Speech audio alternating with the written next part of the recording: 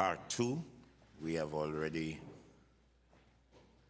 listened to Philip and the introduction to the Accra Confession. We now have the session before our break at 6 to interrogate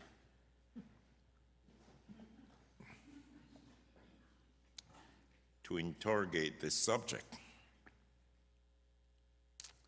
I'm sure we all listened to what Philip had to say, both what was truthful and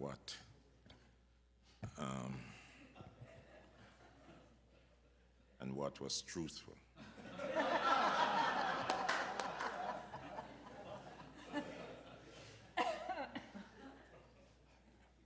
We have a diverse team, very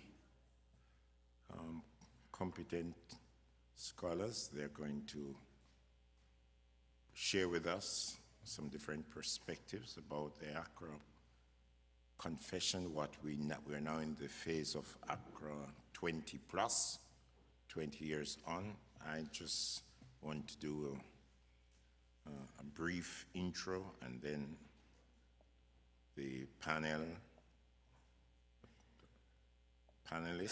Carmen, Dora,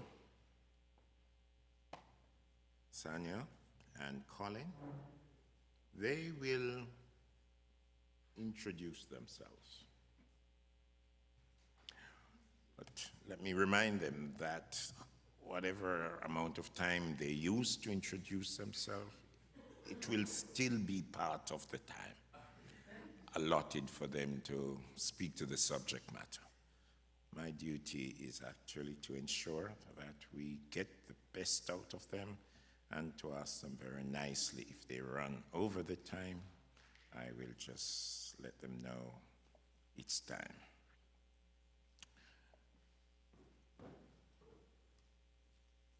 When I listened to the presentation from Philip, and I really appreciate the broad overview that he gave, I asked myself, as one who has been part of this reform movement from its early manifestation with, when I see Setri around with work, and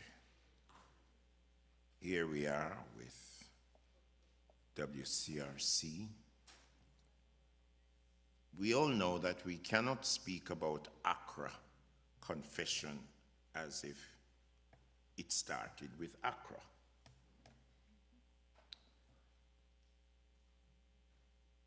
Economic issues have been part of the fabric of the Reformed identity. That's the first thing I want to put on the table.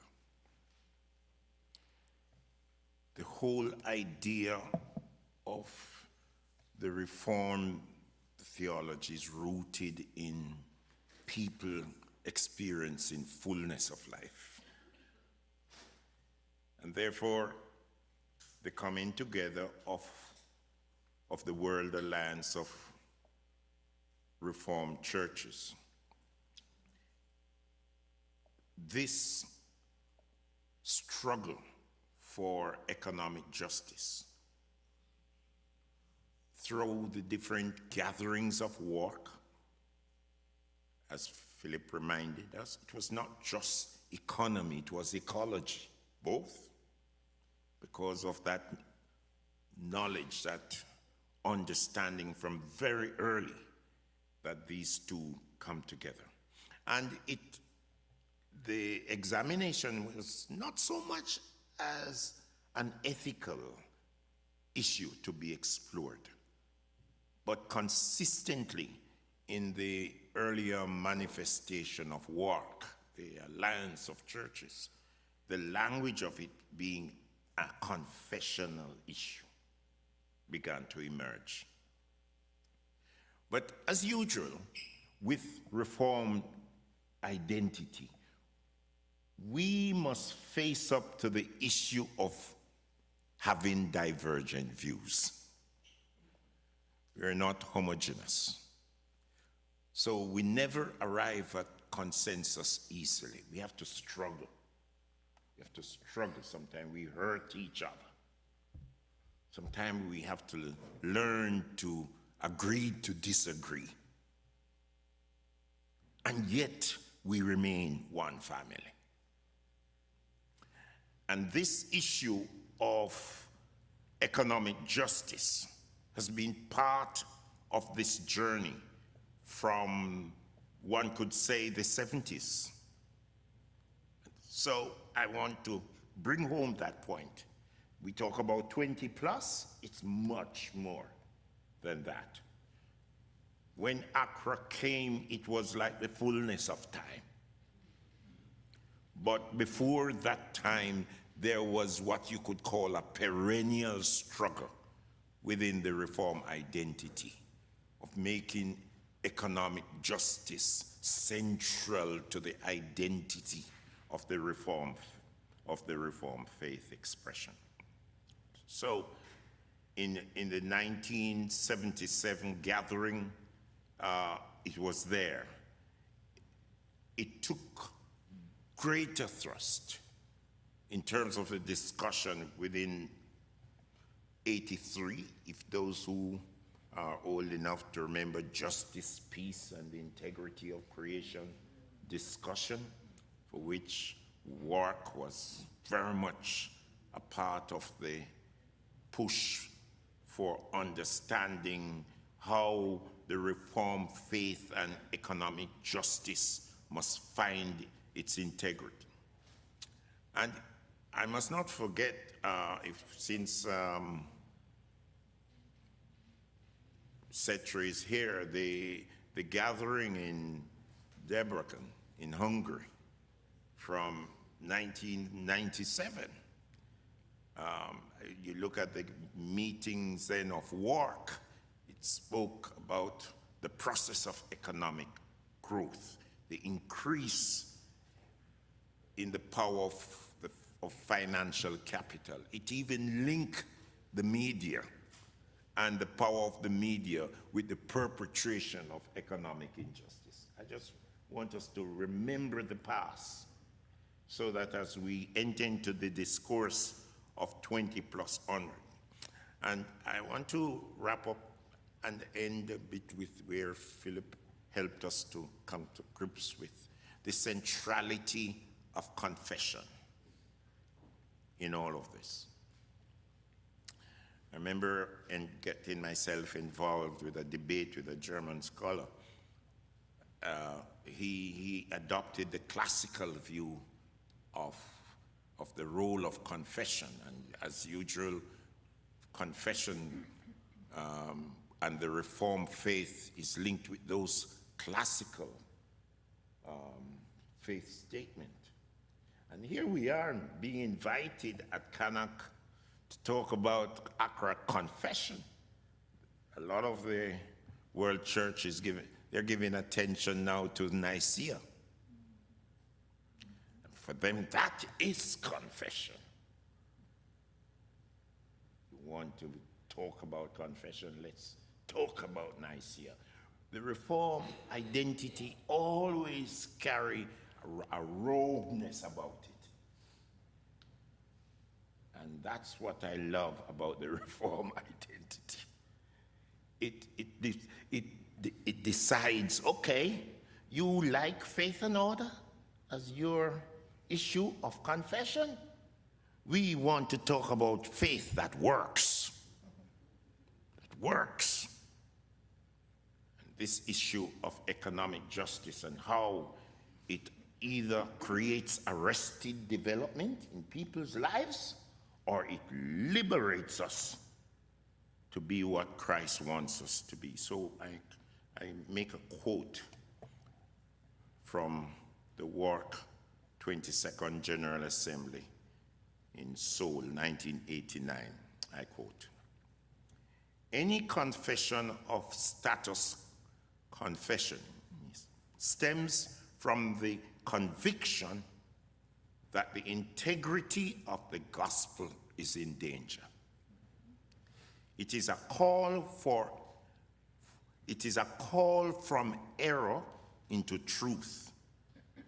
It demands of the church a clear and unequivocal decision for the truth of the gospel, and it identifies opposed opinions, teachings, or practice as heretical. One of the things Accra was not able to deal with in the role of confession and economic justice is how the economy is being transformed so quickly. And in its present discourse on the rise of artificial intelligence, how then do we deal with this economic justice and its impact on human identity and human well-being? So I hope that with the coming of my colleagues in our documents, it's all outlined how each speaker will address us, and the time allotted, I am there just to keep an eye. I'll take my seat and do my job well in keeping an eye. We'll start off with Colin. He's going to be dealing with a missiological critique. And after he brief intro and get into the act of it, my other colleagues will follow. Thank you. Colin, over to you. Thank you, Roderick. Good afternoon, everyone. I'm Colin Cowan, and I'm standing at a space that I once used to serve as pastor, so I actually feel good to be here. It was quite a lovely thing landing in Cayman yesterday, a place that I am quite proud and happy to call home. And I am an ordained minister of the United Church in Jamaica and the Cayman Islands, currently serving congregations on the north coast of Jamaica, Emmanuel and Boscobel. And the only other thing I would say about myself is that I'm happy to be here with the CANAAC and with the World Communion, because both of these ecumenical bodies have helped to shape who I am in the ecumenical world and space. And so I would regard this organization as the nurture bed for my own understanding of what the ecumenical world is all about and what are the issues that we must address. I'm asked to reflect on the missiological implications of the Accra Confession. I've added for now, because the Accra Confession, adopted in 2004 by the then World Alliance of Reformed Churches, emerged as a prophetic response to the interconnected crisis, as Roderick was saying, of economic injustice and ecological degradation. As we navigate the complexities of the contemporary world, it is vital to explore the missiological implications of this confession, particularly its existential relevance in today's context. My presentation will examine our accomplishments since 2004, at least as I see it, confess missed opportunities, and commit to a sustainable future, all while drawing from the confession's profound insights, as Philip so helpfully caused us to see. The Accra Confession resonates powerfully with the challenges we face today, as issues such as climate change, economic disparity, and social injustice intensify. The confession's call for prophetic witness and collective action is more relevant than ever.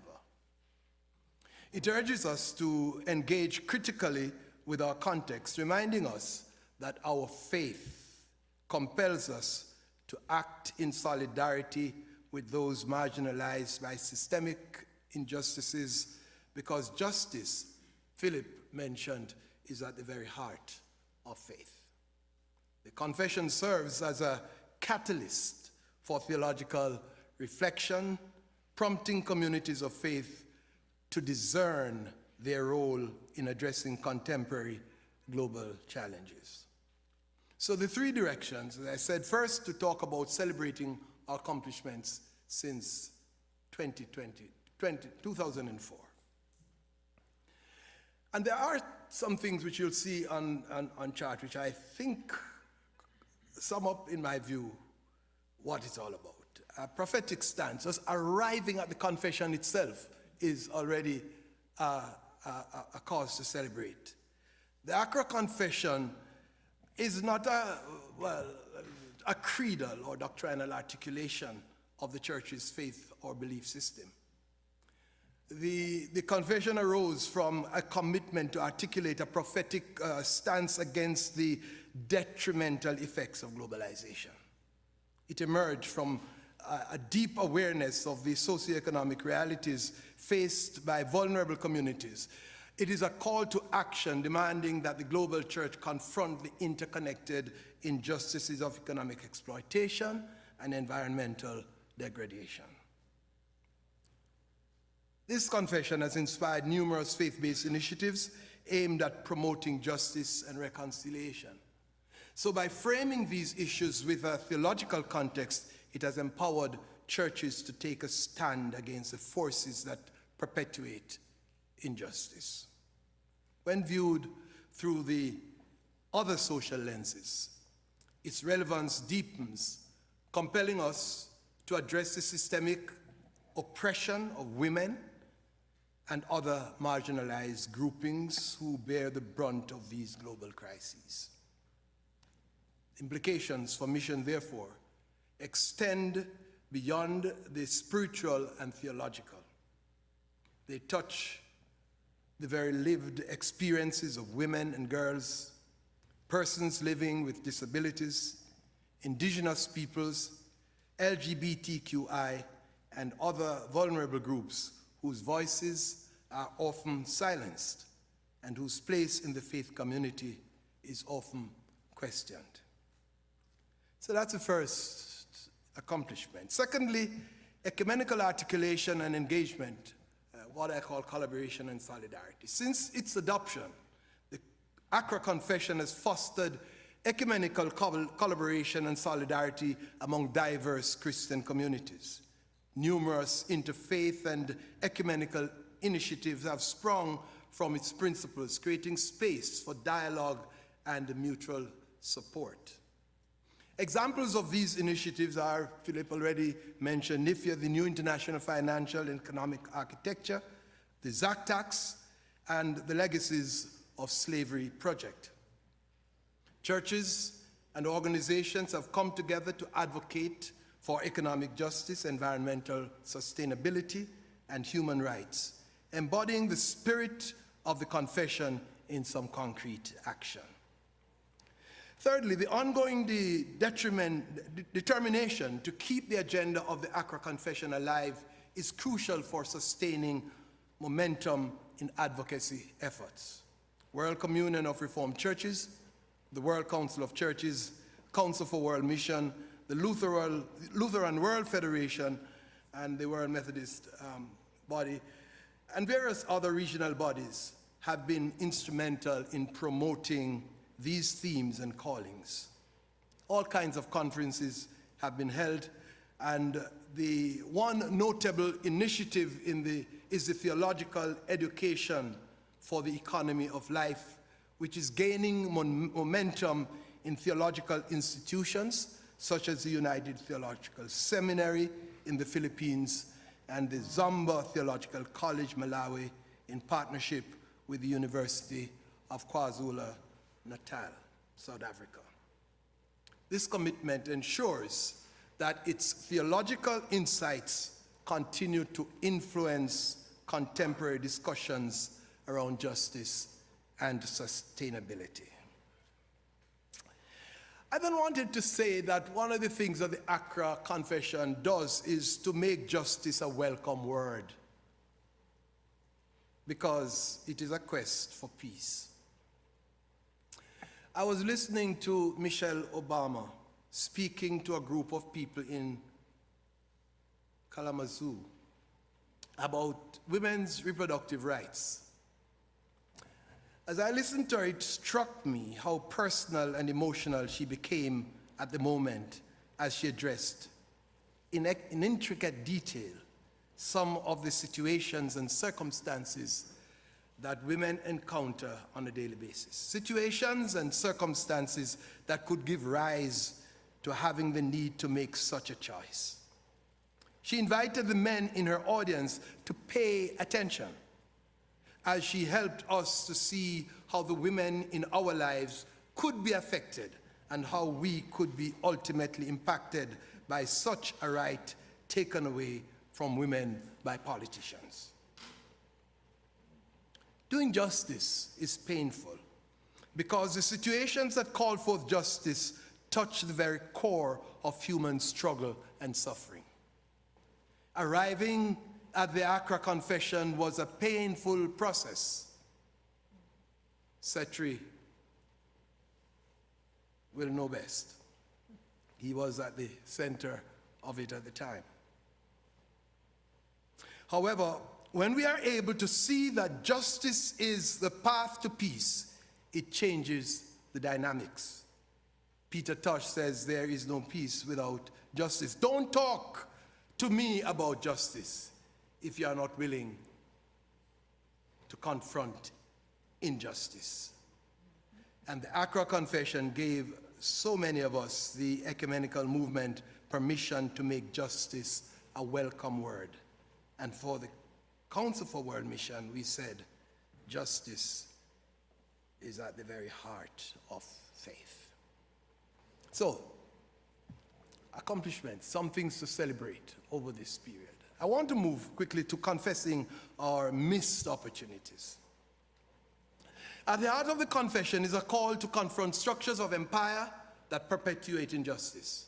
While the Accra Confession has inspired many initiatives, it has also highlighted areas where we have fallen short. Among them are what I call social stratification and marginalization, the mission and its intersectionality. From the perspective of the vulnerable and marginalized, mission cannot be complete without addressing gender-based violence, sexual and reproductive rights, indigenous people's rights, persons living with disabilities, and ways in which such social groupings are disproportionately affected by economic and climate crises. Migration, especially the situation that emerged from crisis in Haiti and Venezuela, and the highly contested discourse on this matter in the United States as the United States prepare for its election, is a cause for concern. You only have to listen to Donald Trump, and you'll understand that whole groups of people are disregarded, are considered to be nobodies, simply because they were not born in the United States of America. The new international financial and economic architecture was envisioned as a framework for promoting equitable economic systems. Despite its potential, NIFIA has struggled to gain traction. And I heard the things that Philip spoke about, and I agree that those are initiatives well worth thinking about. But I can't help but thinking that in many ways, NIFIA has been a good seed fallen among thorns. The complexities of international finance, coupled with resistance from within the ecumenical community and from established economic powers, have hindered its development. This serves as a reminder of the challenges faced when advocating for systemic change. The Accra Confession also called for a critical examination of international immigration policies and practices. While there has been recognition of the need for humane and just immigration practices, many ideas remain unimplemented. For example, CWM did call for an during my time, did call for an ecumenical consultation on international immigration policies and practices, but did not receive enough enthusiasm from the ecumenical community to enable it. The vision of the framers of the Accra Confession for a world where all people are treated with dignity and respect has not yet fully materialized, particularly as nations grapple with the rising xenophobia and restrictive immigration laws. Take this beautiful country of Cayman Islands, for example, which is just a stone throw from Jamaica.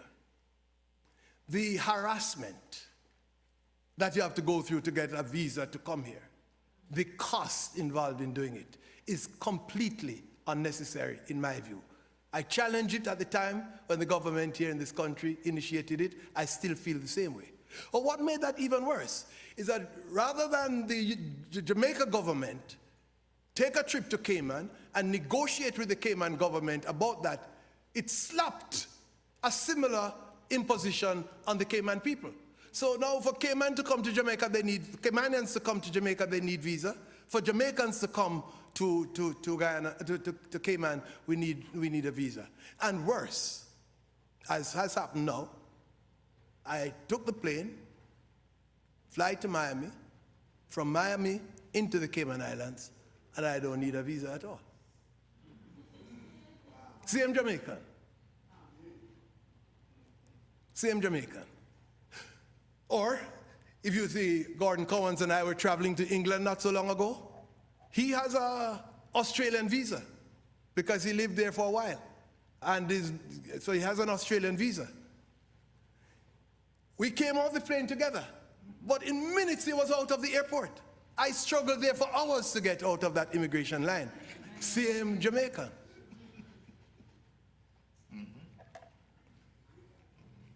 So, if you ask me, I don't think any country need to impose any visa at all. We should be able to travel freely to every single country around the world so long as you have a bona fide passport from your country.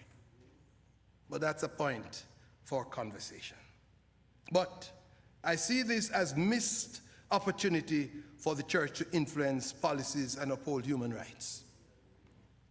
The Accra Confession's call for justice aligns closely with the United Nations Sustainable Development Goals: zero hunger, good health and well-being, quality education for all, gender equality, clean water and sanitation, affordable clean energy, and the list goes on.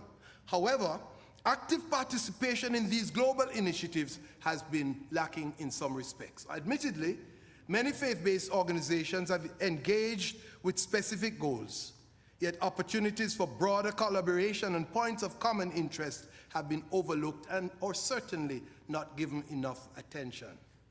This disconnect suggests a need for greater alignment between the Confession's principles and the global sustainability agenda, and a demonstration that the church does not function as an exclusively private morality. Thirdly, committing ourselves to a sustainable future. I think this begins by talking about where Philip was, life-giving theologies. The path to a sustainable future begins with the affirmation and articulation of theologies that are life-giving. To this end, the Accra Confession offers a path for the Christian community to exit the safe zone of neutrality where we have tarried for long, and to engage traditional norms and practices that have remained unchallenged in many circles of the church. In a recent discourse on protecting women's reproductive rights, I said this: meta-narratives, normativity, and entrenched traditional beliefs and practices are to be re-examined in light of the ministry and mission of Jesus, so that those who struggle and suffer most may experience life in fullness, the life for which Jesus came. End of quote. Complicity and or silence in the face of patriarchy, white privilege, and unchecked greed, which breed economic inequality, rather economic inequity and social inequality, and heighten the climate catastrophe, is not an option. A sustainable future requires us to foster life-giving theologies and promote active participation in enabling life-flourishing communities. Looking ahead, the Accra Confession challenges us to commit to a sustainable future through practices that promote life-giving agriculture. This involves supporting local farming communities, advocating for environmentally sustainable practices, and ensuring food security for all. By prioritizing agricultural methods that respect creation and nature ecosystems, we can embody the Confession's call for justice in the economy and the earth. And then a crucial aspect of building a sustainable future is adopting a counter-empire approach to financing. We have talked about that. But I think this includes rethinking traditional financial models and exploring alternatives that prioritize community welfare. I want to say this, because this one I don't think we have said a lot about. Environmentally friendly and economically prudent burial practices is something that I believe need to be talked about. That emphasizing the preservation of the environment and proper stewardship of finances, reflecting a holistic approach to community care without diminishing the dignity of our beloved ones, must be considered. I think we spend far too much money on funerals, bottom line. And all these caskets that we put in the earth that only serve to continue to damage the environment cannot make sense. And yet, everybody is trying to do the same thing, because part of the thing we say, if I don't outdo the person who last had a funeral, it looks as if to say I don't love or value or respect my family enough. So there's a peer pressure on the whole of the world to spend millions of dollars on burial, when in fact all we are doing is continuing to damage the environment. And I hear that my time is up, so I just say alternative investment and financing approaches and solutions then become also an important one, where we have to find a way to bond together and to see how we build solidarity among ourselves to make all of this happen. And Roderick, you are stopping me at the time when I was just going to talk about reparation. So I'm not going to spend time with it, but I would say two things. One is that the breach in relationship that defies what the narrative of creation is all about, something that God is delighted about and said it is very good, is something that we have to think about. The colonialism, the enslavement of African people, racism, are things that have contributed to the damaging of relationship among peoples. And part of the reparation begins with us finding a way to build relationships in which all peoples can live together. And it is as we do that that we're going to move to this other layer of finding ways to repair the social infrastructure in order that collective memories and the fostering community cohesion can happen. I just simply close by asking us to keep the momentum alive. We're to advocate for justice and sustainability. That has to be the path of all of us. And it takes you and me and all of us together to make it happen. If I had more time, I would play a little song, but we'll leave that for now, and maybe later we can get it. Thank you so much.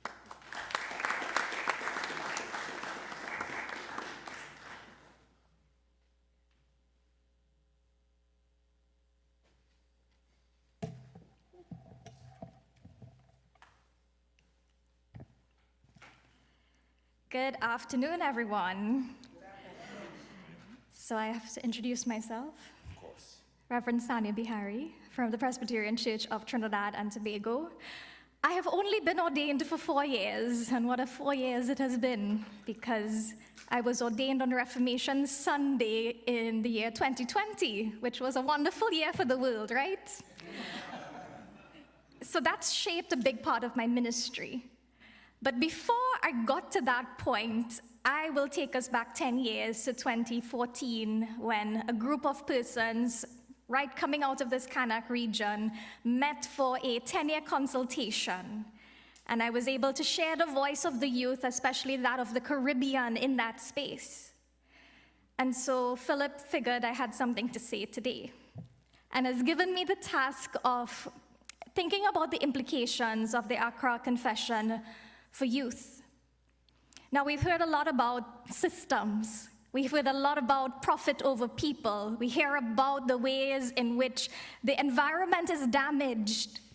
But I want to go a little more micro in our thinking. How exactly has this impacted on the youth? What has shaped them? And what are we looking forward to, if anything at all? Next slide, please. So today I'm looking at it in 3 parts because I'm a good Presbyterian. We want to look at our collective past. What are the things that have shaped the past of our current youth? We want to look at the current realities that our youth face today, and then we speak about hope for a future. So when we think about the collective past, we find a world that has been shaped by a lack of security and a lack of certainty. And so one of the first things that has defined the world of young people today is 9/11. We do not know a world where that has not happened. We do not know a world where that act of terror is one that shapes our understanding of travel. We do not know a world before there was that fear. We do not know a world before xenophobia then became something international. Youth grew up in a world of tsunamis and earthquakes that claimed hundreds of thousands of lives. And we hear about it in real time. How have we responded to mass death that we thought was unthinkable? And what did we observe in the ways that the world responded? We saw churches and NGOs rise up with mission, responding to the need of the people around them. And we saw others that condemned Haiti, saying that it's the voodoo, and that's the reason that they get hit with hurricanes. They look for it. We live in a world that was shaped by economic downturn. And so the rise of the 90s, the rise even in the early 2000s, started coming down. And so all of the wonderful futures that were dreamed about and put into our heads no longer existed. So there is a movement from financial security to food insecurity, and capitalism is presented as the only option. Our youth have a history now of neo-imperialism. We have inherited systems that were built out of colonialism, and empire is still alive and well. I take a moment just to mention trade agreements, because as part of the economic system, that's one of the things that were promoted as a way we could encourage the growth of the region. Let's sign on to NAFTA. And then we are told privatization, we can't subsidize our farmers. And while the Caribbean and other places are forced to do that, we have the US and other countries that freely subsidize their farming industries and agriculture. And so we can't feed ourselves because it's cheaper to import. That is the history we have inherited. The last piece of history I want to name here is family expectations and trauma. Our parents would have grown up in a world where there was a stable job. You could stay at the same job for 30, 40, 50 years until you are retired. There were benefits that went with that job. One income per household was enough to raise a family. There is that expectation then that is built into the children raised in that time to have stable jobs, to get married, to get a college degree. And something that we don't talk about is that we have normalized abuse. That within family expectations, while there is that shiny outside that we present to the world, we also have families that struggle with domestic violence, with violence that was meted out freely to children.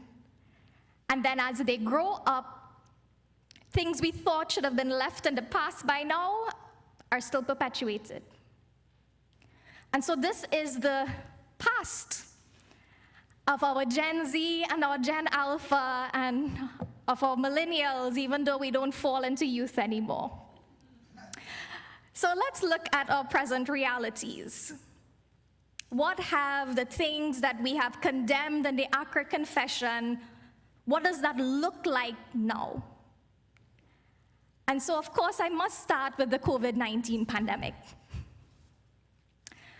Quarantine, isolation, job loss, anxiety, normalized behaviors, schooling, all of these things impacted by a virus many of us thought could never happen, even though we watched it in the movies.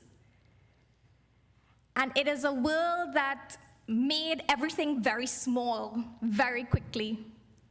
In two ways, we were reduced to our homes, our rooms, and we were online, and so everything is right there.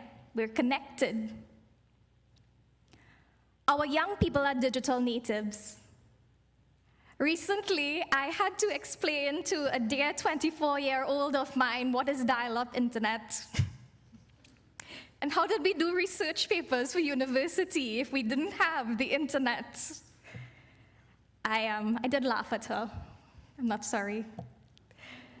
But she is one that would have grown up in knowing, having technology at your fingertips.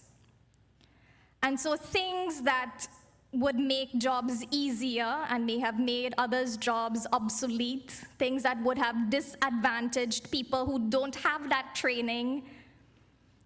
This is a generation that's very much trained in it because they live it. But with that, we have social media. We have the addiction that comes with it, the narcissism that comes with it. We have the cyberbullying that comes with it.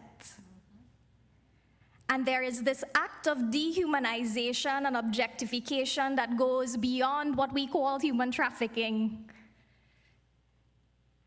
And just that lack of humanity we see in one another because we can hide behind a screen can lead to things like doxing. So you release someone's location based on their IP address because you can trace it back and then send other people, or you can send police to their house. These are things we can do. Pornography. Trinidad has the distinction of being in the top 10 in the world. Go Trinidad. And the way in which that has damaged relationships.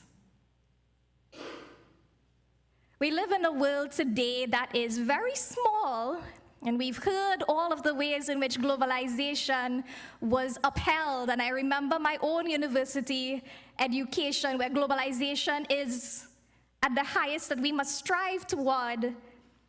And now coming to that realization that it's not. And coming to understand the way in which our world then wants to draw its borders with deeper lines. So we move to nationalism instead of the global world that we were told we should live in. Our present reality is that many of our young people are unchurched.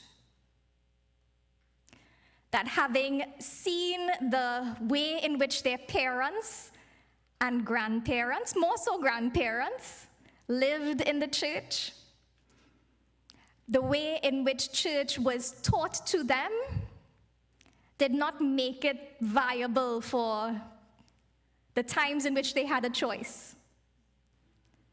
And so when mommy and daddy can't make you get up and go to church, I'll stay home and sleep. But more than that, church is not a priority. Church is not the center of the world, of our society. I know in Trinidad as well, we have this wonderful thing called a lessons culture.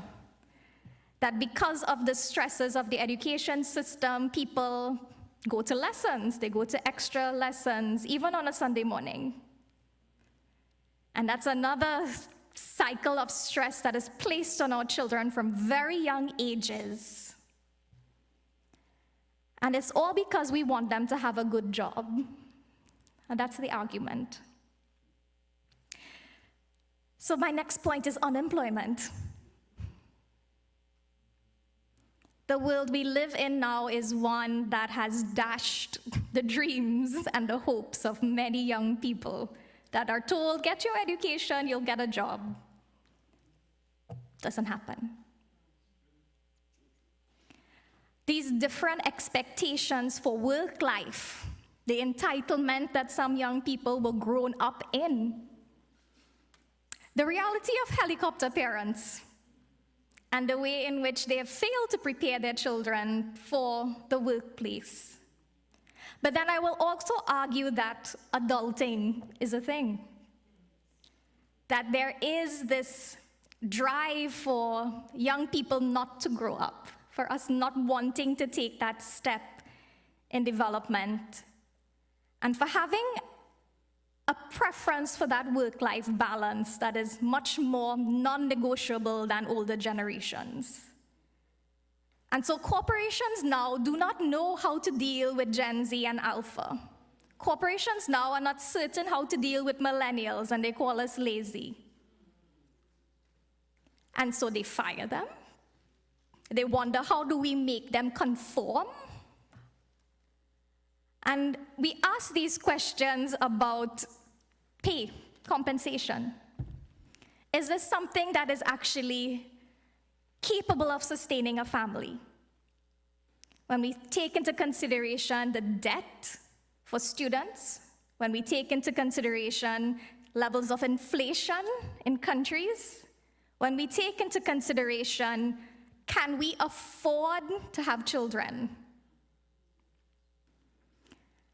And while we have those that get very depressed, we also have those that struggle on the other side of apathy. And so if we can't do anything, we can't do anything, I am going to engage in substance abuse because escape is better than reality. So will young people get involved in a fight for justice if they believe there will be no change?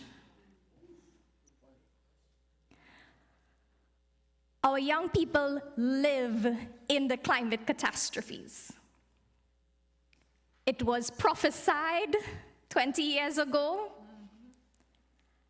And I share a story from two young ladies I met recently from Kiribati. You might see it spelled as Kiribati, but the proper pronunciation is Kiribati. And their islands are sinking.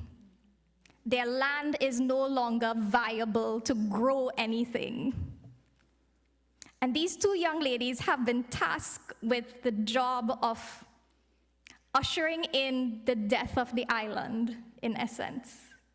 They have to stay there with their congregation until the very last person leaves, even if they do. They have to prepare their people for migration, to leave the land of their ancestors by force, because it will no longer exist. We live in a world that wanders, and I think I've said this to a few of you, and I do so with apologies because it's rude, but without apology because it's true. These are problems that have arisen over 20 to 40 years. Why didn't you do something? Why do we have to fix it? And there's a lot of anger. And you will see that in the activists of today. And we don't like anger, it makes us uncomfortable, but it's necessary. I'll use a word, capital O scene, that some of you may not have heard before. And this is really at the heart of the Accra Confession. Now, this is a term that we use to describe an era of world history that is most influenced by human beings and by the system of capitalism. And because of that, it has been shaped by the sacrificing of creation for profit.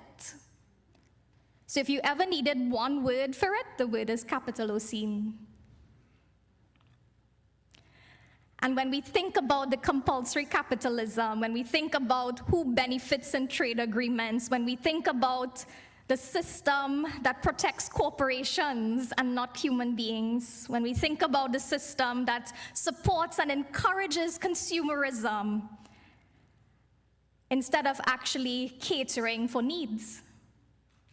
And we've spoken about AI, but I would specify the way in which algorithms work. The things that tell us what we think we might need, and then listens to us on our phones and shows us ads. And the times in which the company that we're shown is one that is around the world, it's cheaper, but at the expense of slave labor. And all of this is wrapped into that word capitalocene. We speak about violence. We face violence every day of our lives, whether it is streamed online, whether it is in our homes, whether we see it in our schools or our streets. And every year we mark the 16 years of violence, 16 days of violence. And maybe we wish it was 16 years. And we wonder, why hasn't anything changed? There is that lack of value for human life that continues. War and genocide. The Accra Confession says we make mockery of the term never again whenever we speak against slavery, and we could say the same for war and genocide. Haven't we learned from World War II or Rwanda? And we live in a world of migration. And we've heard a lot about the causes for migration, especially those fleeing war and violence, those seeking economic opportunities, those who now are climate refugees because their homes are becoming uninhabitable. And migration also happens because of a lack of acceptance. And so there are many within the LGBTQIA community who will leave their countries and their churches because of that lack of acceptance. And in the Caribbean, one of our realities with migration is this lovely thing called brain drain. That those who do reach the higher levels of education either can't get jobs, can't get good paying jobs, or decide that, life, have a better chance at life outside. And of course, parents and grandparents encourage them to leave because foreign is better.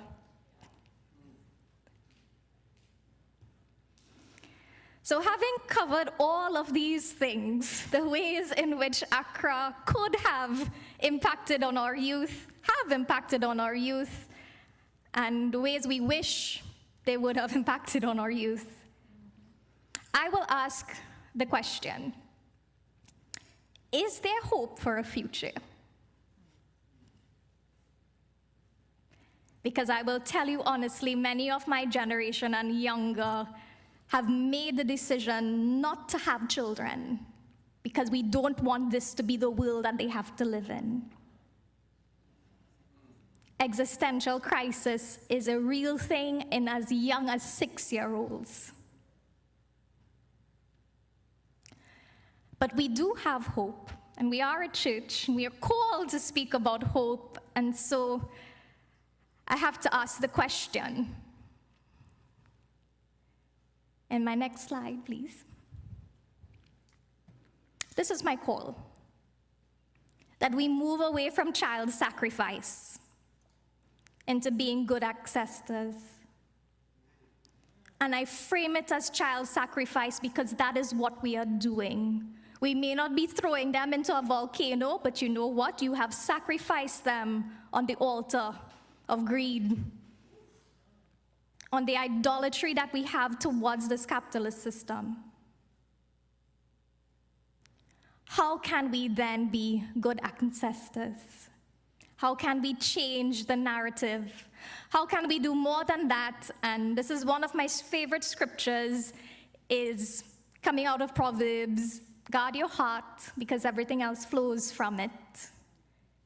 Because yes, we can transform systems. Yes, we can transform the strategic planning of our churches, but if hearts are not transformed, it is worth nothing. And so one of the ways in which I call us to experience that transformation is in thinking about being a good ancestor. I can't pronounce the writer's name. I do apologize. But his name is Roman Krzznaric. And the way he writes is one that pushes especially long-term thinking over short-term. Because capitalism is about what you can get immediately and what's the highest amount you can wring out of people. And when we are told to slow down, we are called inefficient. How can we be a people that then see the world not just what we have to live with, but what our children and grandchildren will inherit? How can we move away from that individualistic thinking that has been celebrated because we want to be ambitious, we want to be rich, we want to be prosperous, but it is at the expense of our communities? So it is a call for us to have communal thinking and community at the heart of our decision making. It cannot benefit the few. And the last thing I want to share with you is this lovely phrase called an economy of care. And truly, this is where hope lies. This is where we are told that there's a different way we can think about the way we operate with each other. Think about it. We start with the word care. Think about the birth of a child and the care that's involved with this infant. Has to be nursed, has to be cared for health-wise, has to be cared for hygiene-wise, has to be educated, has to be clothed, has to be sheltered, basic human needs. And then beyond that, because care is not just bare necessity. When we care about someone or something, we go beyond that. And so we think about the fact that in a care world, it is usually women involved in it. Women are the ones that do the mass majority of caring for our elderly and our children. And this is where the concept comes out of. If instead of focusing on catering to the wants of the few, we're able instead to focus on the caring for the needs of all, how different would that make our operation in this world? So friends, I encourage you, let's create this economy of care so that there will be hope for this future. Thank you.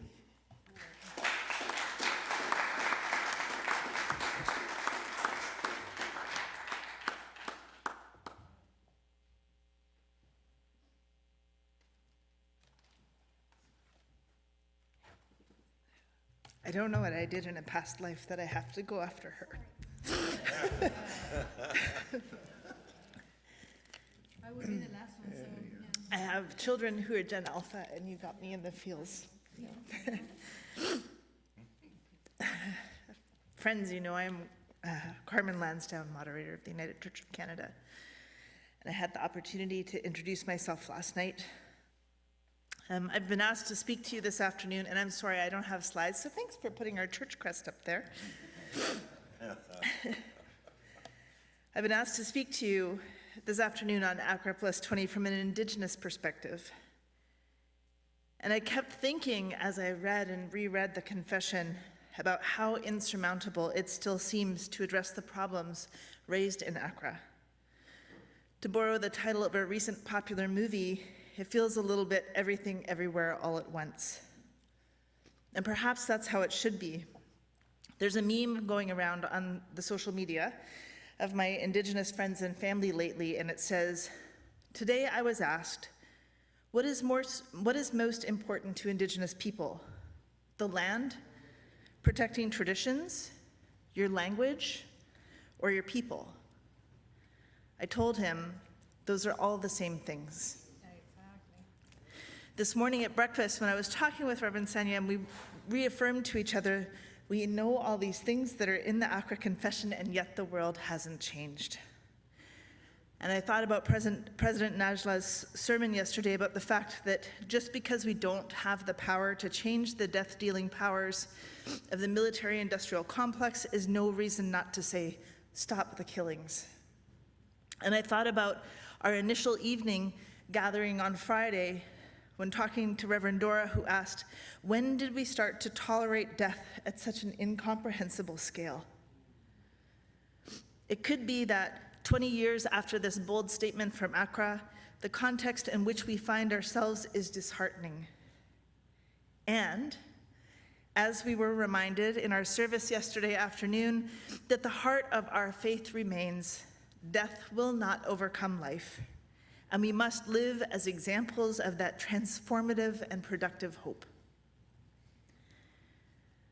I was thinking, what can I say as an Indigenous woman that adds anything to this beautifully prophetic text? And then I thought about what is different culturally between the cultures of Indigenous peoples and those from Euro-Christian backgrounds. I wrote my doctoral dissertation on the large epistemological differences, very broadly speaking, between Indigenous cultures and Euro-Christianity, particularly since the Enlightenment. As someone with my bachelor's degree in history, I felt particularly affirmed by the idea that in the Euro-Christian philosophical tradition, history is presumed to be objective and chronological. And there are enough people from communities and contexts made marginal by structural oppression in this room that I don't have to go into the question of whose history gets recorded. Exactly. But in Indigenous worldviews, generally, at least in North America, history and time are not seen as chronological, but circular. Our past, present, and future are bound up with each other like an intricate ecosystem.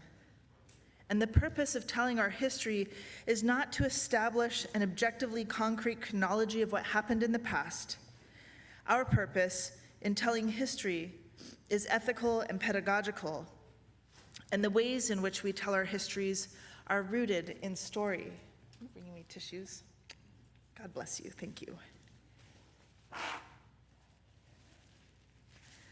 This led me to consider the Accra Confession itself and why it hasn't become a living and breathing document in our churches. Sure, our ecumenical officers and justice staff may know its contents, have worked so hard on the outcomes and the programs that came out of it, but it hasn't become an embodied teaching to people in the pews for the most part. The truth is that these kinds of statements or arguments don't change our hearts.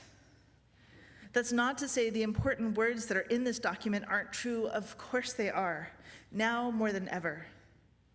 But they don't resonate with us very well on the heart level.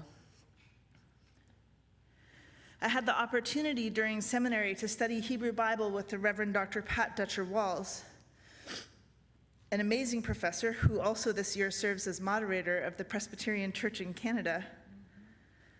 I took a class with her on the book of Amos and social justice, and we learned what it was about the text in Amos that would have been so very effective in preaching a prophetic word in its own time. And then we were challenged to rewrite portions of it, drawing on our own time and picking a contemporary social justice issue. I chose structural adjustment policies and their impacts on Bangladesh, as one does. Yeah, you can laugh, that was a joke. And in thinking about this storytelling and prophetic witness, I wanted to share with you a portion of what I wrote rewriting chapter 7 of the book of Amos way back in 2005, which was almost 20 years ago. And so this is almost as old as Accra. It's my Accra. Your Accra. And I have not read it for a long time, but I have memories of being at Central Committee meetings of the World Council of Churches and reading it to my African bishop brothers who would pound the table and say, yes, yes, yes. So, hear this word that I take up over you in lamentation, O house of the West. Collapsed, no more to function are your markets. Capital stayed in frozen accounts with no one to invest for your profit. For thus says the Lord God, the company that invested $1 billion shall have 10,000 left, and that which invested $1 million shall have 100 left. For thus says the Lord God to the house of the West, seek me and live, but do not seek interest payments and do not enter into free trade agreements or require structural adjustment policies. For transnational corporations shall surely go bankrupt, and international financial institutions shall default. Seek the Lord and live, or he will break out against the house of Bush like a fire, and it will devour Washington with no one to quench it. Ah, you that turn justice into tax write-offs and shred integrity into empty words, the one who made the oil reserves and uranium and turns the earth on its axis around the sun, who pushes the currents of the ocean and leads the streams and rivers down to the sea, the Lord is his name. Who makes destruction flash out against the strong, so that the strongholds of the elite are no longer. They hate the ones who call for accountability, and they abhor the one who exposes their deceptions. Therefore, because you trample the poor and prevent them from their taxes and take from them taxes from their very flesh, you have built great empires that hold the world's fortunes, but you shall not rule them. You have deforested the earth for your agribusiness, but you shall not be healthy from eating their fruits. For I know how many are your transgressions and how great are your sins, you who disenfranchise the honest, who use bribery to buy your power, make up lies that poverty is self-inflicted. Therefore, those who are wise will wait and watch for now, for it is you who are the axis of evil. Seek good and not evil, that you may live, and so the Lord, the God of hosts, will be with you, just as you have said. Hate evil and love good, and establish justice in the gate. It may be that the Lord, the God of hosts, will be gracious to the remnant of imperialist Christendom. Therefore, thus says the Lord, the God of hosts, the Lord, in all the boardrooms there shall be waiting, and in all the streets they shall scream in terror. They shall call the sweatshops to mourning, and those skilled in pessimism to wailing. In all the transnational corporations there shall be wailing, for I will pass through the midst of you, says the Lord. Alas, for you who desire the day of the Lord, why do you want the day of the Lord? It is darkness, not light, as if someone fled from a market crash and lost all of their assets in a hostile takeover, or went into the sweatshop to goad their workers towards efficiency and was burned in a fire due to unsafe conditions. It is not the day of the Lord, darkness, not light, and gloom with no brightness in it. Hear the word of the Lord. Probably, if I was rewriting it now, I would have made more reference to gender-based violence and how the raping and pillaging of the earth is deeply connected to gender-based violence within human families and communities. There is something in the prophetic tradition where when we draw on the things that we know can happen or the things we know have happened, earlier parts of that rewrite, I had lots of imagery about 9/11. It makes the story more tangible to us and in ways that are terrifying. The Accra Confession attempted to speak a prophetic word, but did it go far enough? Was it terrifying enough that it seemed like the worst would come true unless we repented of our collective sin? The prophetic tradition requires those daughters of justice, anger and courage. And I struggle with this. There is a place for righteous and courageous anger in our tradition, and there is equally a necessary place for hope. One of the reasons Jesus' existence was such a challenge to the systems of power was that he refused to play by the rules of empire. I found myself challenged last night by Najla's exhortation of us about the Middle East. No one wins and no one loses. We simply cannot accept any more killing. Like the pianist she alluded to in her sermon, Najla herself was practicing stepping outside of that established power struggle. We are called to have a preferential option for the oppressed, and our prophetic tradition, at least in my denomination, would have us preach in righteous anger and solidarity with our Palestinian siblings. We can see so clearly what is wrong and what is at stake. And the message of Jesus is clear. It is not only about what is right or wrong, but about letting go of all of it in service of the freedom possible to us through productive hope. And for me, a productive hope is one part gratitude and one part dreaming. 2 weeks ago, I had the opportunity to attend and participate in the memorial service for the Right Reverend, the Honorable Dr. Lois Wilson, the first woman to be elected moderator of the United Church of Canada, former president of the North American region of the World Council of Churches, and former Canadian senator. At 97, she had more than enough time with friends and family to prepare to shape her own memorial service, which she insisted be in worship of the God who made her and not in worship of her or her various legacies. The responsive psalm she chose had a sung refrain that has been stuck in my head day after day. How can I repay you, God, for all the goodness you've shown to me? It's become almost annoying. I like sitting on my throne of judgment looking at all I deem to be wrong with the world. And then this psalm pops back in my head.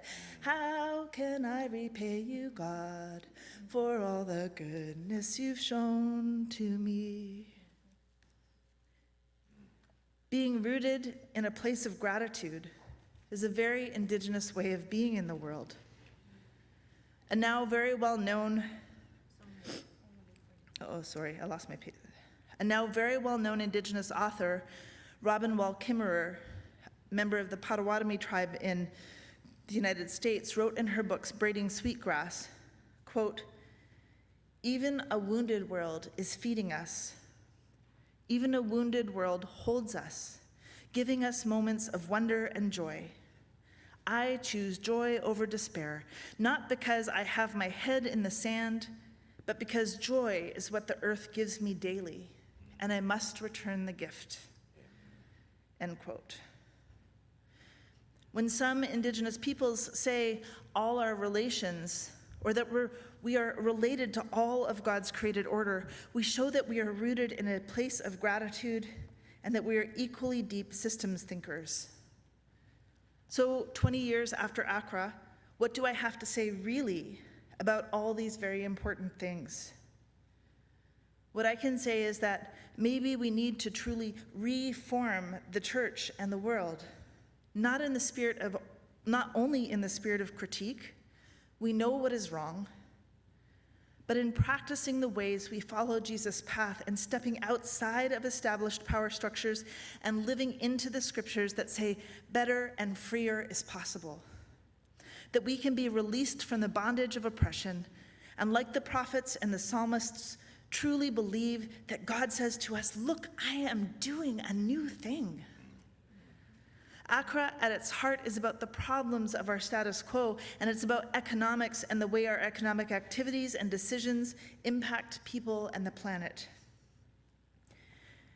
It's like that other meme going around on social media, which says, the problem with capitalism is that if you aren't born into wealth, your only capital is your labor. So automatically, your human body is now a commodity that you must sell. And if you can't sell it for enough, you won't be able to care for it and will lose your capital. The Italian economist Mariana Mazzucato says in her book, Mission Economy, A Moonshot Guide to Changing Capitalism, that humans have always changed quickest and innovated best, not when we try to solve our problems, but when we have worked towards our most audacious goals. She uses the Apollo mission as an example, that the whole focus was on putting a person on the moon in 10 years. She says that if JFK had focused on beating the Russians in the space wars or the Cold War, that we probably wouldn't have achieved that in the West. When we have a goal that inspires us, we can dream of all the possibilities instead of working towards solving a problem that already prescribes our minds to be constrained to thinking inside the box of the status quo. We read her book in I have a book club in Vancouver called Books That Matter with a bunch of nonprofit and political leaders.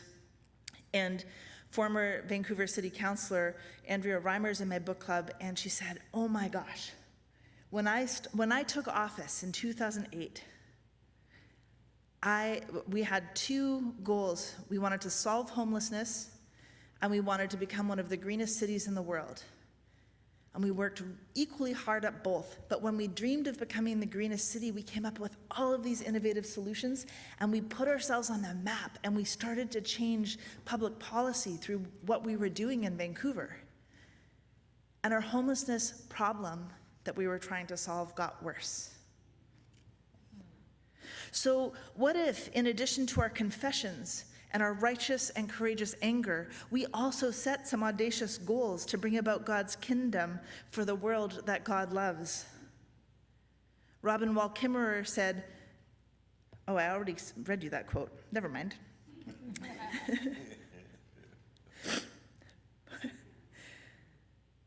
What if, in our reforming of the church, we took a play from Jesus' playbook, and at the same time as we witnessed the deeply dehumanizing experience of the most oppressed, we also aspire to no more killing. We aspire to the celebration of life. We aspire to joy and gratitude. What if we stopped only preaching prophetic words about the world's problems, but preached an inspiring world of hope? What if we promoted the world that is possible when we persevere in our witness, knowing that we can, in fact, do all things through Christ? What if our Chiang Mai statement is not, in fact, a confession, but a dream? We remember with gratitude that we are not alone. We live in God's world. We dream of a world where we believed with every fiber of our being that a world is possible, where our economic decisions center the potential impacts on people and the planet as a guiding ethic. We dream of a world where we are always guided by a commitment to justice, one that guides us to God's peace, which still surpasses our human understanding. We dream of a world where every young person can realize a vocation and support themselves using their gifts and skills in a way that serves the world. We dream of a world where we are accountable to each other and to God in that covenantal relationship Philip talked about earlier. We dream of a world where all women and children are safe. I don't have all the answers, and I certainly don't have more time. So I will leave you with one last quote from Braiding Sweetgrass that will hopefully whet your appetite for a productive hope, grounded in the belief that a new heaven and a new earth is possible. This is her vision for what the world would look like. Know the ways of the ones who take care of you, so that you may take care of them. Introduce yourself. Be accountable as the one who comes asking for life. Ask permission before taking. Abide the answer. Never take the first, never take the last. Take only what you need. Take only that which is given. Never take more than half. Leave some for others. Harvest in a way that minimizes harm. Use it respectfully. Never waste what you have taken. Share. Give thanks for what you have been given. Give a gift in reciprocity for what you have taken.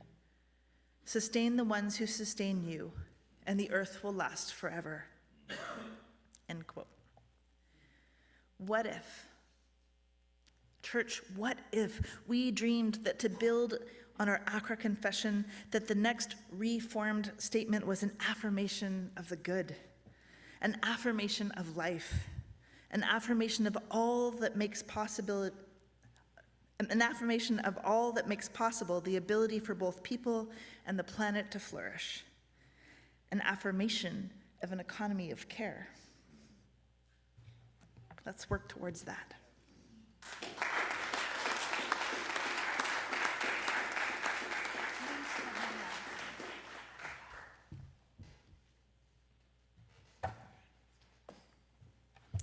The Bible says that the last one will be the first one, so. Oh, I have to introduce myself. My name is Dora. I am a pastor of the Presbyterian Reformed Church in Cuba, and I'm here to reflect on the Accra Confession from the perspective of gender. I'm one of those who has strong gender feelings. So, in August of 2005, just 1 year after Accra, a group of women from different parts of the world met in Jamaica. I'm quoting of the final document, to engage the Accra Confession from the perspective of many women, grounded in a context of worship and theological reflection. We have affirmed and critically reflected on the Accra Confession.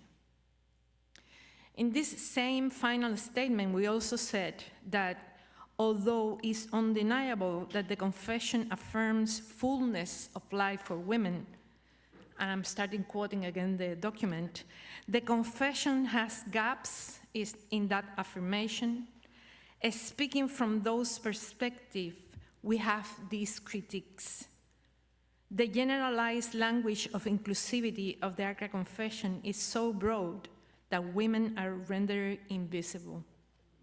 The power imbalances in gender relations and the patriarchal and racist structures that justify, support, and worsen the depth of the crisis for women are absent in the Accra Confession.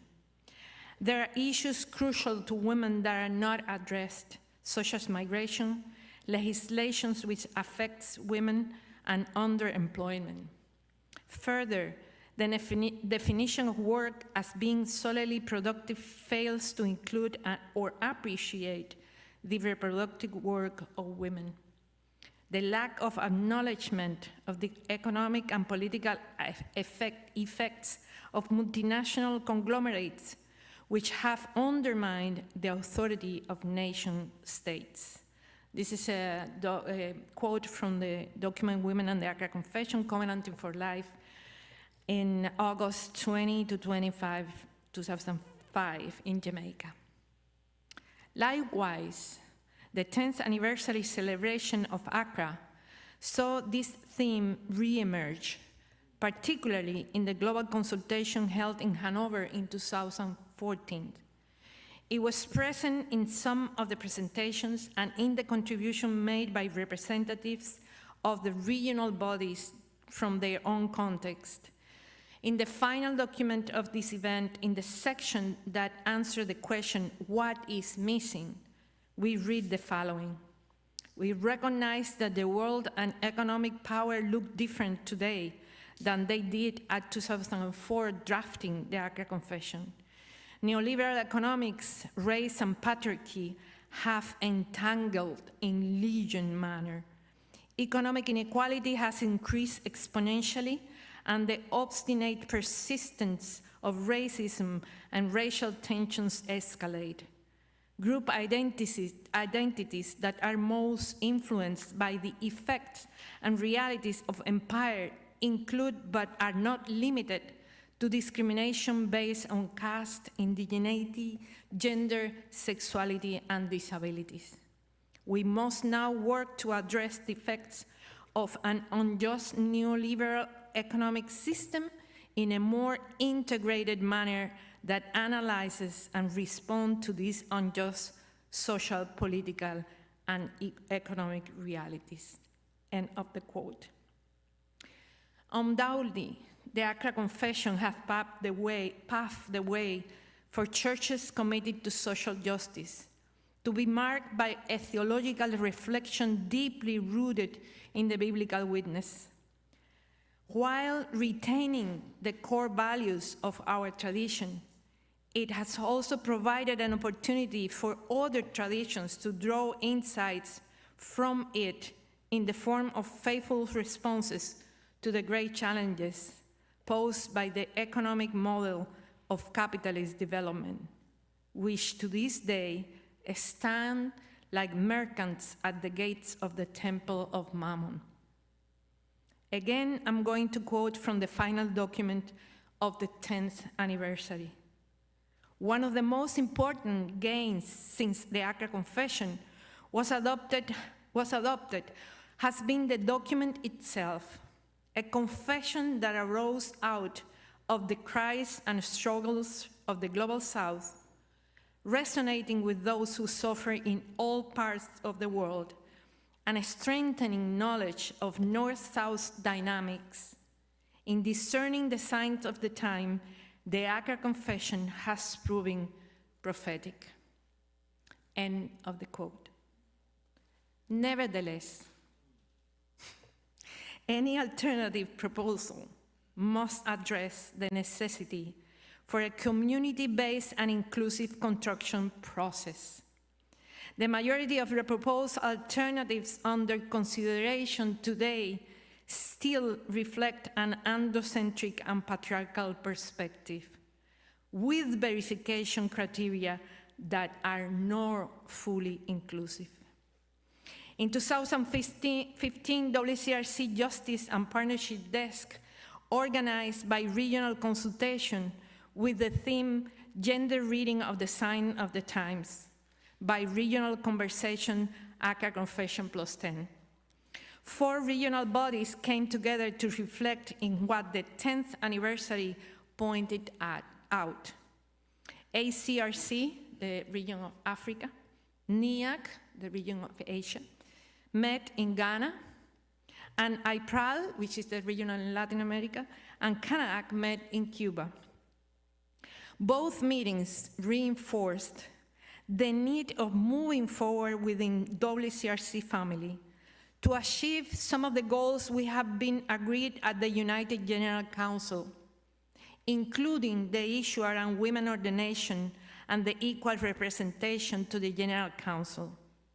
A quote from the final document from the consultation in Ghana follows: work at amending policies and constitutional provisions that impede the full participation of all, for instance, in the area of women and ordination, so that men, women, youth, and children are not only represented, but have a voice.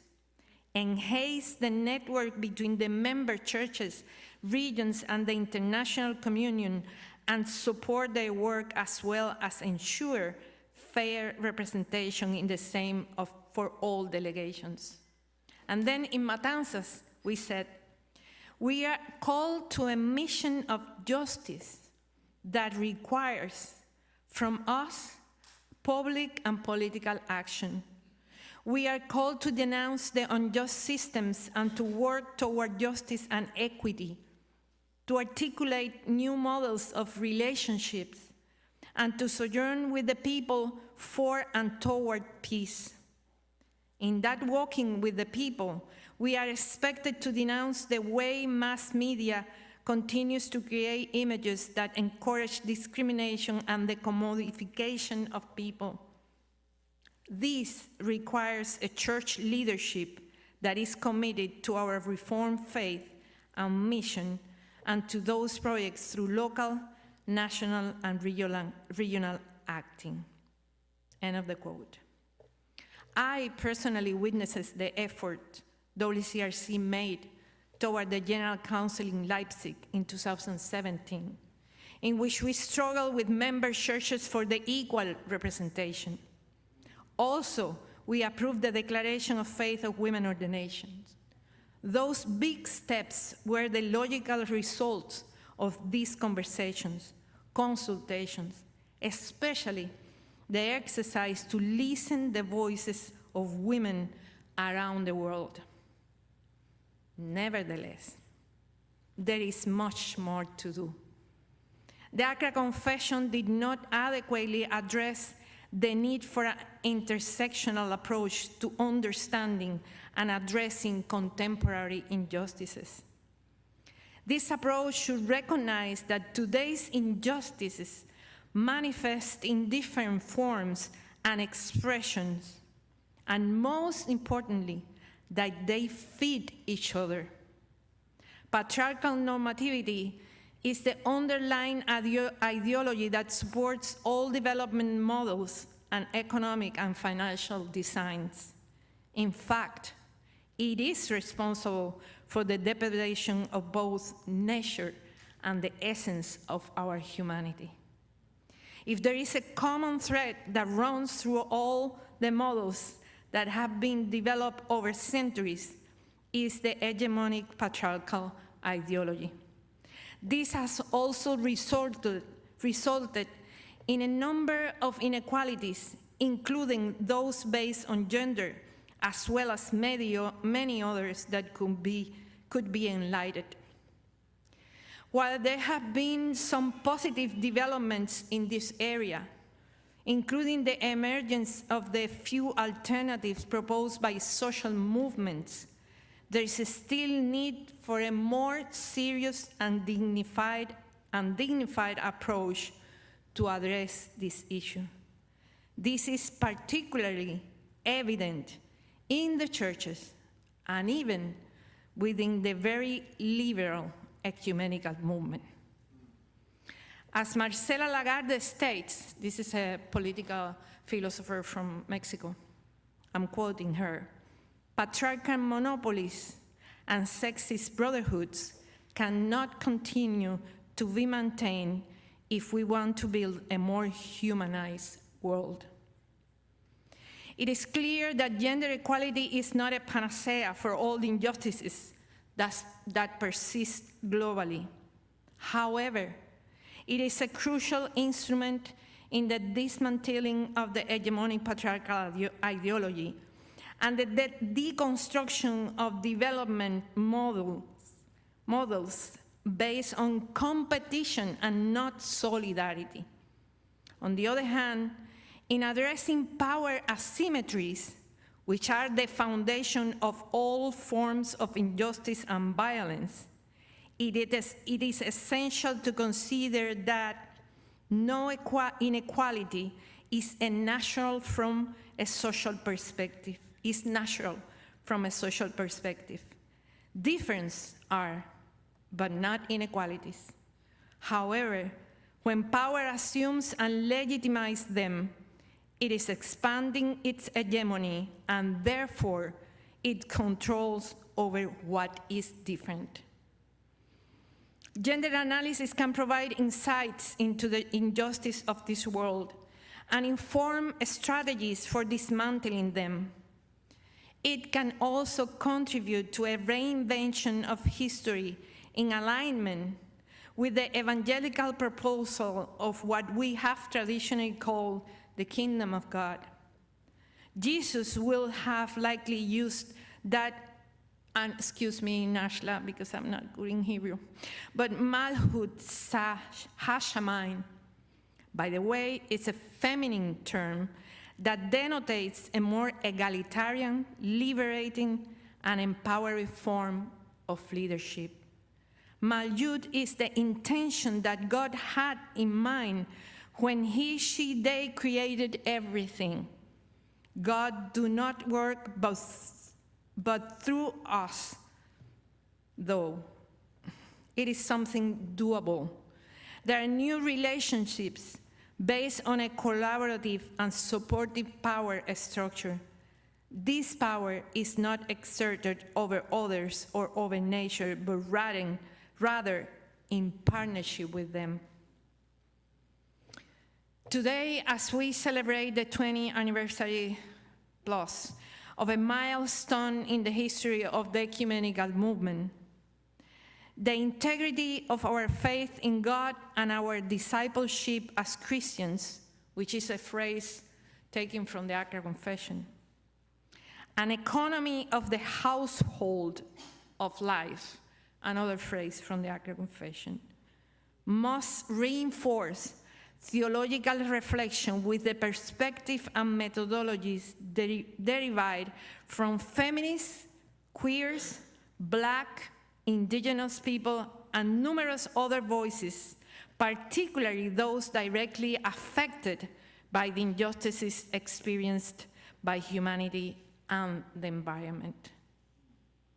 In closing, I will offer a brief exhortation, as any good pastor would. We must adjust our sails and chart our course to navigate in deeper, rougher, and potentially more dangerous waters, though more consistent with the evangelical mandate to seek justice. The one that which Mary proclaimed in her Magnificat, which throw the plans of the proud and overthrown the powerful from their thrones in order to exalt the humble, to shower with good things the great hunger multitudes, and to send away empty-handed those who accumulate vast wealth in a convulsive and exhausted world which groans in labor pains and urgently awaits the arrival of the good news of new heaven and new earth. Thank you.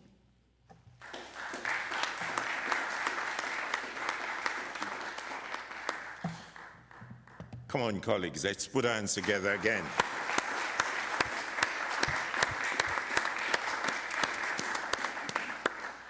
This was like a marathon, but like a, being Jamaican, we like to see good races, So for me, this was like I was at the National Stadium watching athletes running. And you notice how I had good athletes. I didn't even say anything. Yeah. I just allowed them to get on. And if there was any room for me to harass, I took it out on Colin. And but I thoroughly enjoyed the discourse and from the different perspectives. Colin started off hitting home, challenging us about this, the prophetic stand of Accra, and how it propelled the community into a wider ecumenical engagement, and how we have this challenge of keeping this Accra confession alive. 2004, here's Setri with us. And for those of us who were at Accra, I tell you, I remember vividly the tensions. And it was almost on the brink of failure, whether or not we would have had all agreeing, our northern colleagues, some of them just could not see some of the things that were passionately coming from the Church of the Global South.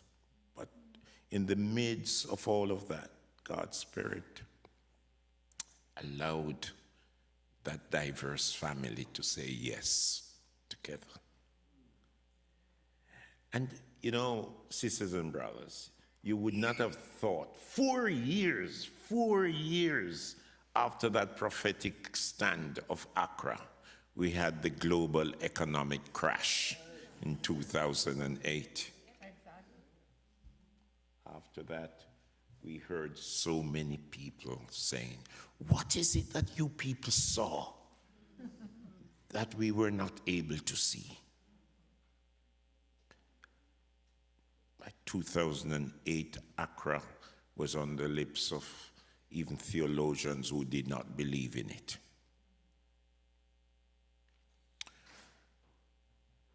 Colin laid that great foundation for us to understand the seriousness of that engagement. Thanks, son. Sonia, you're so troublesome. Pains my heart.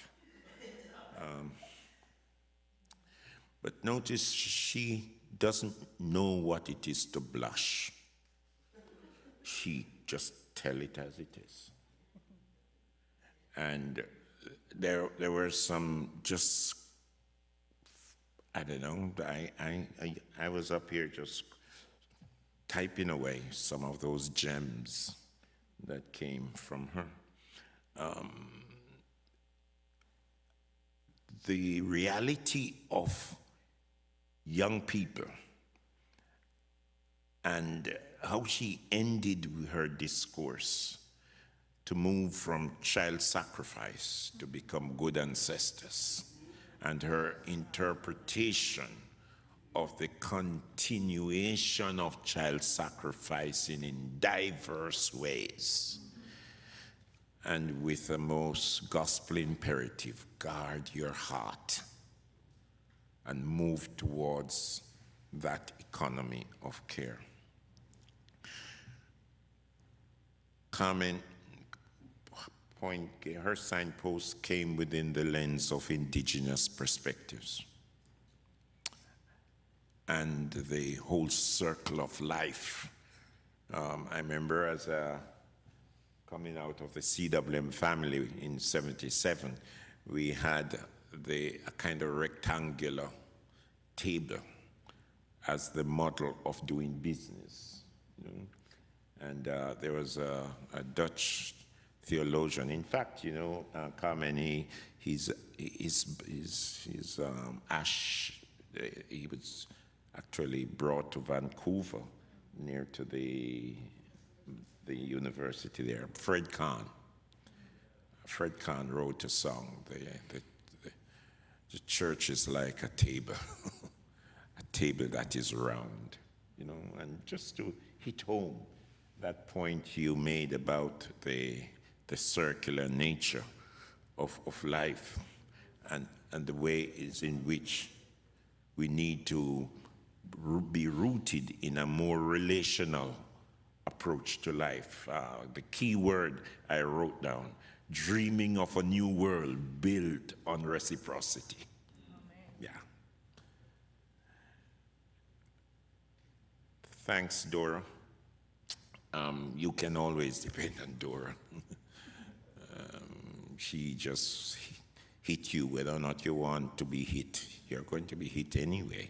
That's Dora reminding us that if we actually want the justice that we speak so passionately about in this world, we better embrace an economy of the household of life, an economy where new relationships are built on this partnership of the community of women and men. And notice they have all finished before we got to 5:40. And we will not go 1 second beyond 6. And it doesn't make sense. Any of you seek to pray, it will not change. So, I just want you to not to waste your evangelical commitment to prayer, because I will not go beyond. So if you have any urgent questions, and the emphasis is on urgent. I was told earlier on how silence is a gospel imperative. So if you don't have that question to ask, then I love you. But it is right there, the microphone. Line up and just hit anyone you want to, whether a burning question, clarification, commentary, but be brief, or else I'll stop you. Japheth Ndlovu from the United Church of Canada. Thank you very much to all of you. Very, very, very big thank you. As I sat to listen to each one of you 20 years later after Accra, I missed Accra. Setri knows this story. We just had preterm babies, twins. They were 6 months old. I couldn't leave my wife with those twins, who today have turned 21.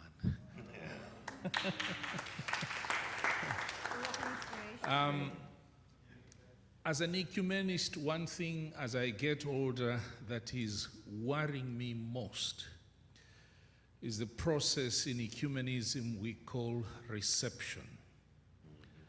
The process on how the things we talk about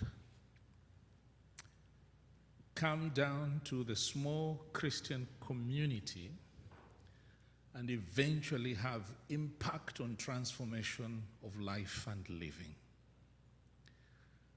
Accra, 20 years later, I go to Zambia, my birth country. I go in a village where my grandmother used to go to church.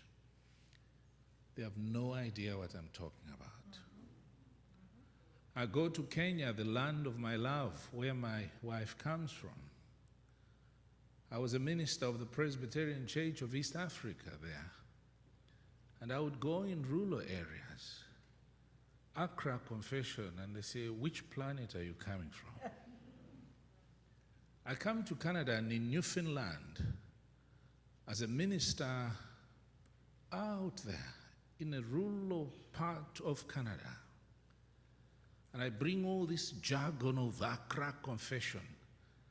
And the chair of the board says to me, my son, come down and speak to us. Don't stay up there. We can't hear you.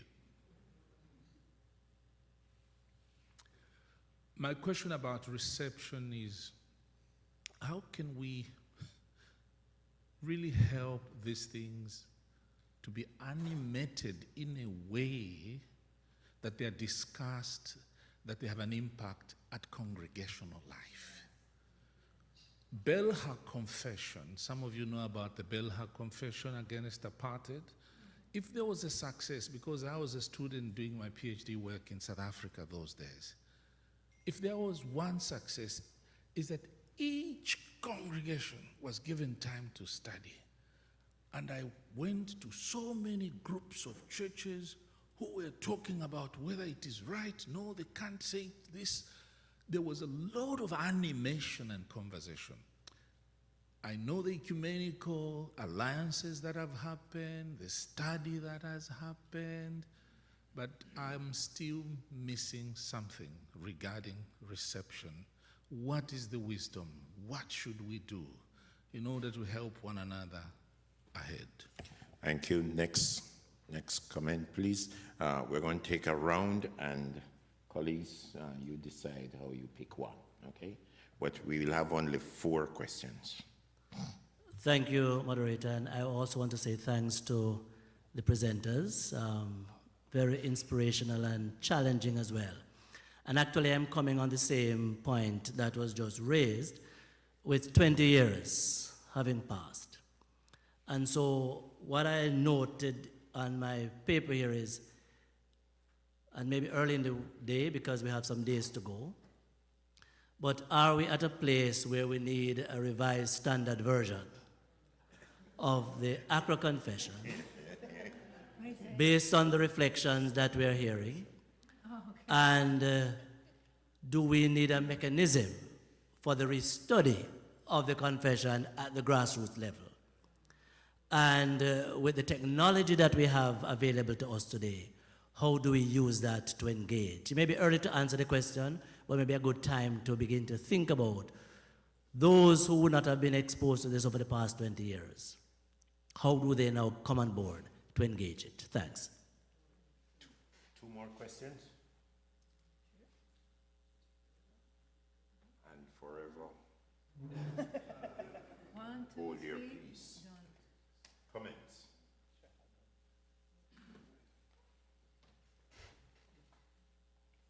The reason why I shared the excerpt from my book of Amos that I rewrote for Pat Dutcher Walls was because I think it's not facts and figures that change our hearts, it's stories. And I think that's why the book of, like, if I had time, I would have read you the whole thing. But there's all kinds of imagery about, like, what will happen if, like, for 3 transgressions and for 4, I will not revoke the punishment. And there's all kinds of imagery in the early chapters of, like, planes crashing into the Twin Towers and things that were real to us that we knew had happened, framed as a consequence. And that's from that, you know, righteous and courageous anger perspective. And you know, it's not only telling stories, but how we tell our stories, right? You know, Japhet, that I have been working in the Regenerate program with a cohort of 30 paid accountable ministry personnel from across our church. And we've been talking about communication, but also the delivery of our proclamation. One of the most consistent pieces of feedback I've had that really is, you know, I feel flattered and also disturbed by across our church is, and I don't know if I told you this, but I've told other people here, gosh, moderator, it's so good to hear somebody preach as if they believed every word. So I'm grateful. I am perceived as an effective preacher, especially given my current office. And I think, my dear colleagues, what are you doing from the pulpit? That you're not transforming hearts. You know, and so one of the things I did in Regenerate was I took our Song of Faith. So in 2006, the United Church of Canada established a new expression of our theological beliefs called a Song of Faith. And it's like 17 pages, I think, in the form of a poem. And I read it to this cohort as if it was a poem and not a statement. And their eyes lit up and they said, moderator, we could use that in worship. And I said, yes, that's what it was intended for. They studied it as a document in school, but until I read it to them like a poem, it didn't touch their hearts. And I think that we have to find ways, and we do have all of the tools of technology now to create video resources or interactive websites or all kinds of things that actually break things down into our, like, 2 minutes max that we have for attention spans. Maybe it's a series of YouTube shorts, I don't know. But it's the stories that we tell, and they're important. You know, my cousin started an AI, a human-controlled AI firm that studies, does communication insights at the depth of focus groups, but the scale of polling. And they did a study with the Democratic National Convention about how can Republicans tolerate how much Donald Trump lies? Because the fact that he lies, 16 times a minute or something is like a proven fact at this point. And what they found was that they know he lies through his teeth, but he tells their truth with a capital T, which is the system's not working for poor white people in America, in the United States. And when those poor white people in the United States are telling their story and they're repeating these lies, and then Democrats come at them and throw facts and figures about what they're saying is not true, it just reinforces that the system's not working for them. Right? So we have to find it, because he's touching their hearts, even as he's absolutely exacerbating the current circumstance that they find so oppressive. And we have to find a way to stop fighting with data and start touching and transforming hearts. And I think that's what our people in our pews are looking for from us.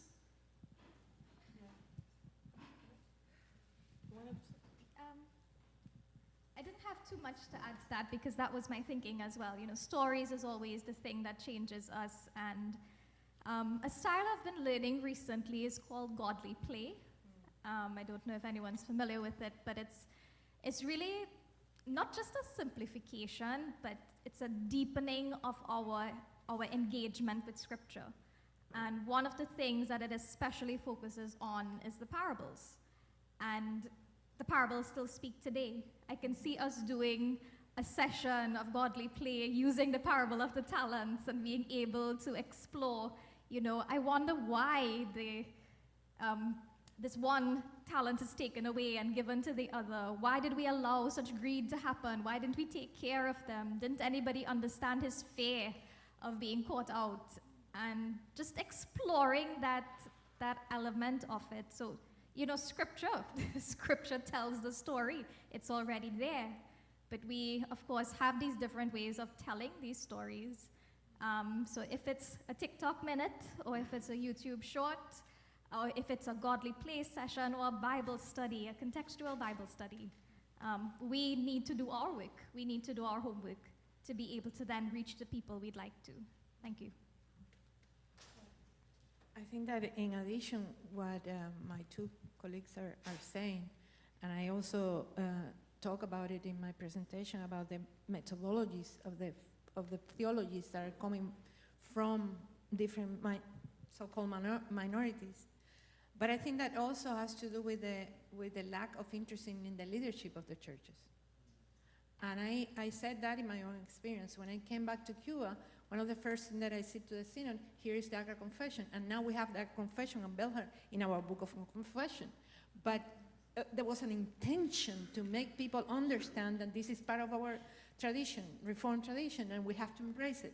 So I think that also it has to do with the lack of interest in the leaderships of the churches to push the content and the issues that Accra, a confession like Accra, or probably Belhar, it's putting as a challenge to us.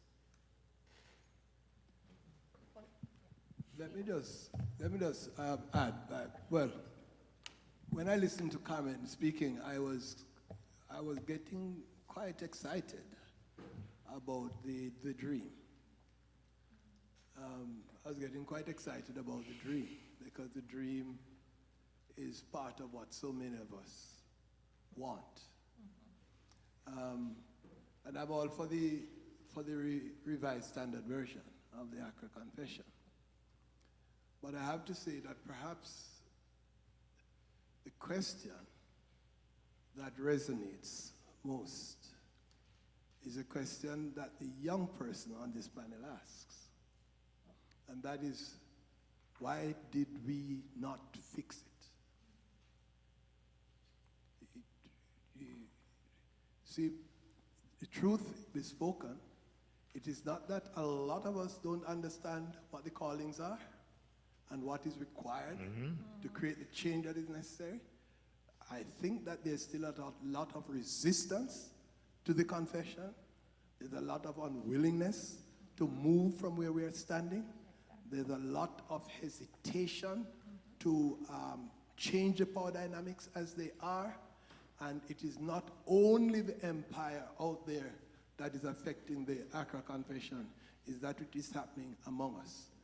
First thing, we have to be honest with ourselves, that a lot of the problems with where we are today is our own unwillingness.